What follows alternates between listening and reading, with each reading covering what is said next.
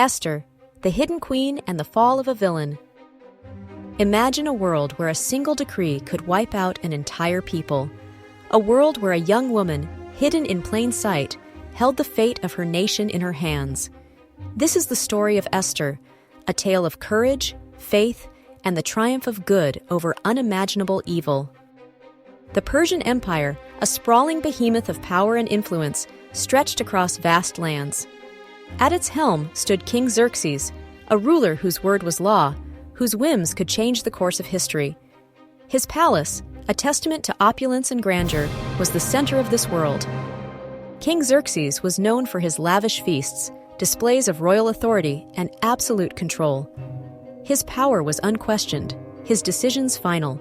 The empire trembled at his every command, and his court was a stage for political intrigue and personal ambition. During one of his grand feasts, King Xerxes, in a moment of vanity, summoned Queen Vashti to display her beauty before his guests. He wanted to show off his prized possession, his queen. This was a command, not a request. Vashti, however, refused. She would not be paraded like a trophy. Her defiance, though seemingly small, was an act of rebellion against the king's absolute authority. It was a challenge to the very foundation of his power. Xerxes, humiliated and enraged by Vashti's disobedience, deposed her. His pride was wounded, his authority challenged. The search for a new queen began, a quest that would unknowingly change the destiny of an entire nation. In the midst of this royal drama lived Esther, a young Jewish orphan raised by her cousin Mordecai. She was beautiful, kind, and possessed a quiet strength that belied her humble origins. Her life was simple, her faith unwavering. When the call went out for young women to be presented to the king as potential queens, Esther was among those chosen. She was thrust into a world of luxury, intrigue, and danger, a world far removed from her quiet life. Mordecai, wise and protective, advised Esther to conceal her Jewish heritage. In a land where prejudice and hatred could erupt at any moment, her identity was a vulnerability. This secret would become both her shield and her burden. Amidst the throng of beautiful women vying for the king's attention, Esther stood out. Her kindness, grace, and inner beauty captivated Xerxes. She possessed a quiet dignity that set her apart from the others. King Xerxes, captivated by Esther's charm, fell deeply in love with her. He saw in her something more than just beauty. He saw a strength and a spirit that resonated with him.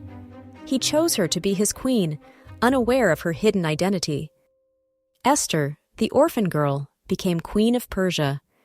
She ascended to the highest position in the land, a position of immense power and influence. But her secret remained, a constant reminder of the danger that lurked beneath the surface. Haman, the king's highest official, was a man consumed by ambition and pride. He demanded respect and obedience from all, reveling in his power and influence. He was a symbol of the empire's ruthless ambition. Mordecai, a man of unwavering faith and principle, refused to bow down to Haman. He would not give homage to a man who sought to elevate himself above God. This act of defiance ignited Haman's fury. Haman's hatred for Mordecai festered, growing into a consuming rage. He saw Mordecai's refusal as a personal insult, a challenge to his authority. He vowed to exact revenge, not just on Mordecai, but on his entire people. Haman, fueled by his hatred, deceived Xerxes into issuing a decree to annihilate all the Jews in the Persian Empire. He painted them as a rebellious and disloyal people, a threat to the stability of the kingdom. The fate of an entire nation hung in the balance. Mordecai, upon learning of the devastating decree, was overcome with grief and despair. He tore his clothes, put on sackcloth and ashes, and mourned openly in the streets. He knew that time was running out. Mordecai urged Esther to intervene with the king, to use her position to save her people. He knew that she was the only one who could possibly sway Xerxes and avert the impending disaster. The weight of her people's survival rested on her shoulders. Esther hesitated, knowing the immense risk involved. Approaching the king uninvited could mean certain death. The law was clear. Anyone who approached the king without being summoned risked execution. Mordecai reminded Esther of her potential destiny, that perhaps she had been placed in this position for such a time as this. He challenged her to consider the possibility that God had orchestrated her rise to power for a specific purpose. Esther, after much deliberation and prayer, made a courageous decision. She would act, even if it meant risking her own life. She declared, "If I perish, I perish."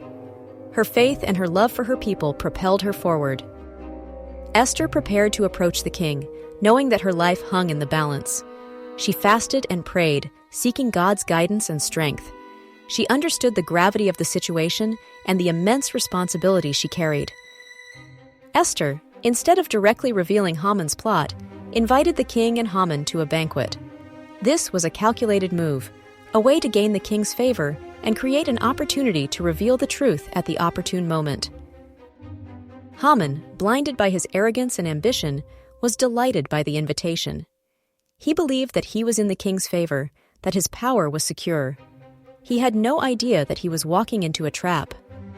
King Xerxes, unable to sleep, had the royal chronicles read to him. He discovered that Mordecai had once saved his life by uncovering a plot to assassinate him. This act of loyalty had gone unrewarded. Xerxes, wanting to rectify this oversight, asked his advisors how Mordecai should be honored. He sought to acknowledge Mordecai's service and express his gratitude. He was unaware of the animosity between Mordecai and Haman. Haman, assuming that the king was referring to him, suggested a grand parade, with the honored individual dressed in royal robes and led through the city on the king's horse. He envisioned himself as the recipient of this honor. Xerxes, to Haman's utter dismay, ordered Haman himself to carry out this honor for Mordecai. Haman was forced to publicly acknowledge the man he hated, a humiliation that cut him to the core. Haman, enraged and humiliated, was forced to lead Mordecai through the streets, proclaiming his honor. His pride was shattered, his power diminished. He knew that his position was precarious. At the banquet, King Xerxes, in a moment of generosity, asked Esther for her request.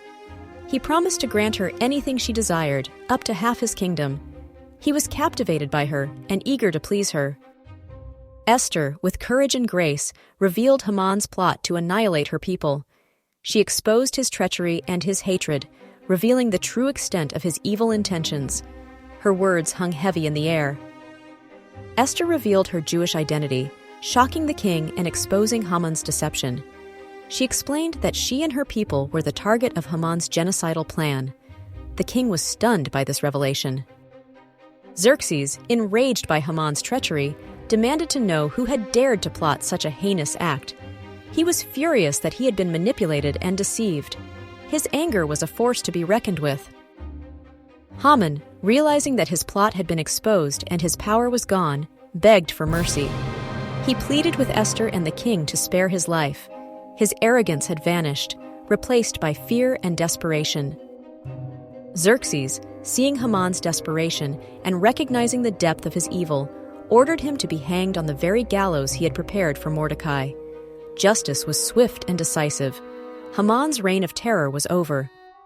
The decree against the Jews, sealed with the king's signet ring, could not be revoked. However, Xerxes issued a new decree, allowing the Jews to defend themselves against their enemies. This was their chance to fight for their survival. The Jews, armed and emboldened, triumphed over their enemies. They defended themselves with courage and determination, turning the tables on those who sought to destroy them. The day of intended destruction became a day of victory. The day of intended destruction became a day of celebration. The Jews rejoiced in their deliverance, commemorating their victory with feasting, joy, and the exchange of gifts. This event became known as the Festival of Purim. Purim celebrates courage, survival, and Esther's pivotal role in saving her people. It is a time to remember the past, celebrate the present, and look forward to the future with hope and gratitude. Esther's story highlights her remarkable transformation from an orphaned girl to a courageous queen. Her journey is a testament to the power of faith, courage, and the potential for individuals to rise to meet extraordinary challenges. Esther's courage changed the course of history, saving her people from annihilation. Her story is a reminder that even in the face of overwhelming odds, one person can make a difference. Her actions echo through the ages. Esther's story emphasizes the potential for individuals to rise to meet challenges and change the course of history. It is a story of hope, resilience, and the triumph of good over evil. Her legacy continues to inspire generations. Esther's story is more than just a historical account. It's a timeless message of hope, courage, and the power of faith. It reminds us that even in the darkest of times, light can prevail. Now, we challenge you to reflect on Esther's courage. How can you apply her unwavering faith and bravery to the challenges in your own life? Share this video to inspire others. Leave a comment about what resonated with you, and subscribe for more stories of faith and resilience. Let Esther's story empower you to stand up for what is right, even when it's difficult.